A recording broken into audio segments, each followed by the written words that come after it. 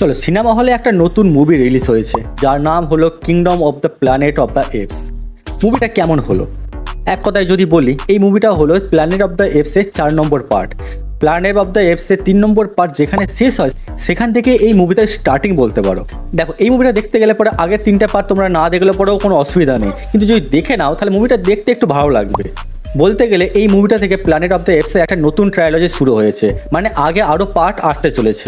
এই মুভিটা নতুন এপসদের জীবনের একটা শুরু বলতে পারো। 3 নম্বর পার্টের শেষের 300 বছর পরের কাহিনী আমরা দেখতে পাই এই মুভিতে, যেখানে মানুষ সভ্যতা প্রায় শেষ হয়ে গেছে বললেই চলে। তো এখানে তোমরা এপসদের দুটো গ্রুপ দেখতে পাবে, দুটো গ্রুপের মধ্যে লড়াই হয়, যার ফলে একটা গ্রুপ অপর গ্রুপকে হারিয়ে দেয়।